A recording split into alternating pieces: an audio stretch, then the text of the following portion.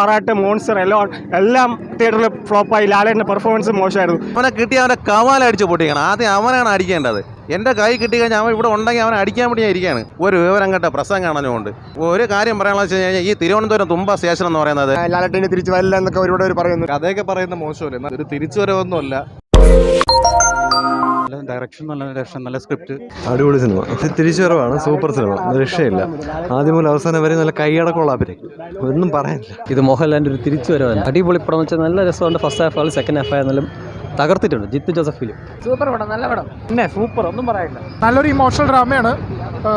നല്ല രീതിയിൽ തന്നെ എടുത്തിട്ടുണ്ട്. ലാലേട്ടൻ്റെ ഒരു തിരിച്ചുവരവാണ്. ഉറപ്പായിട്ടും മറുപടി തന്നെയാണ്. കാരണം 2-3 പടം മോശമായതിനാൽ പെർഫോമൻസ് ഇനി വരില്ല, ലാലേട്ടന് തിരിച്ചു വരില്ല എന്നൊക്കെ ഒരുപാട് പറയുന്നുണ്ട്. എവിടെയും പോയിട്ടില്ല.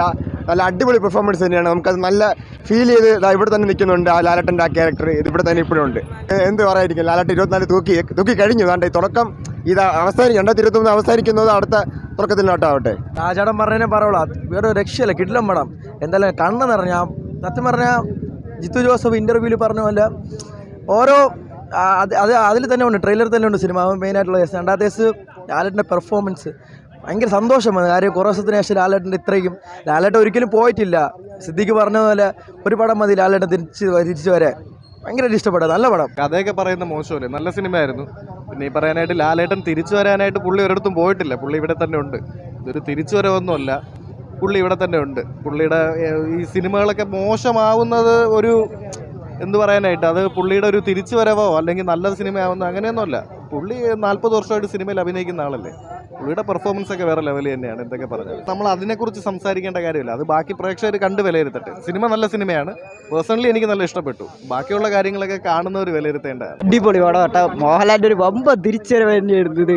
ഒന്ന് പറയല്ലേ, ഇമോഷണൽ ക്ലൈമാക്സ് ഒക്കെ അടിപൊളിയായിട്ട് ചെയ്തിട്ടുണ്ട്. സെറ്റായിട്ട് എന്ന് പറഞ്ഞാൽ മോഹൻലാൽ ഇത്രയും നാളും പടം പൊട്ടിയെങ്കിലും ഈ ഒരു പടത്തിലൂടെ മോഹൻലാലിൻ്റെ വൻ തിരിച്ചുവരവാണ് കാണുന്നത്. ലാലേട്ടൻസ് ബാക്ക് കളിയാക്കിയവർക്കെല്ലാം ഉള്ള പരിപാടിയാണ്. കഴിഞ്ഞ പ്രാവശ്യം ആറാട്ട് മോൺസ്റ്റർ എല്ലാം തിയേറ്ററിൽ ഫ്ലോപ്പായി. ലാലേട്ടൻ്റെ പെർഫോമൻസ് മോശമായിരുന്നു.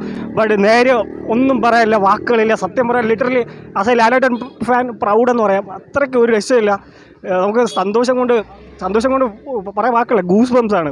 മസ്റ്റ് വാച്ചാണ്. എന്തുമാത്രം റെക്കോർഡ് വന്ന് കണ്ടറിയണം. അത്രയ്ക്ക് നല്ല പടമാണ്. ജിത്തു ജോസഫിനെ ഒരു നന്ദി അറിയിക്കുകയാണ്. ആൻ്റണി പെരുമ്പാവൂർ ചേട്ടൻ, പിന്നെ ലാലേട്ടൻ, ഒരു രക്ഷയില്ല. പ്രിയാമണി, സിദ്ദിഖിനെ ഒന്നും പറയാനില്ല. സിദ്ദിഖ് അടിപൊളി അഭിനയം കേട്ടോ, ഒന്നും പറയാനില്ല. പക്ഷേ ലാലേട്ടൻ്റെ അതിഗംഭീരമായ പെർഫോമൻസും അതിലെ ചെറിയ കോമഡികളും എല്ലാം ഒരാൾക്ക് നമ്മൾ എങ്ങനെ വെച്ചു കൊടുക്കാം, ഒരു കോർട്ടിലിരുന്ന് വെച്ചു കൊടുക്കാം, ആ ഒരു രീതി എങ്ങനെയാണ് ഒരു പ്രോസിക്യൂഷൻ പറയുന്നത്, അടിപൊളിയായിട്ടുണ്ട് കേട്ടോ, ഒന്നും പറയാനില്ല. 8-ന് പണിയാൽ ആറാട്ടാണ്. അവനെ കിട്ടി അവൻ്റെ കവാലടിച്ച് പൊട്ടിക്കണം. ആദ്യം അവനാണ് അടിക്കേണ്ടത്.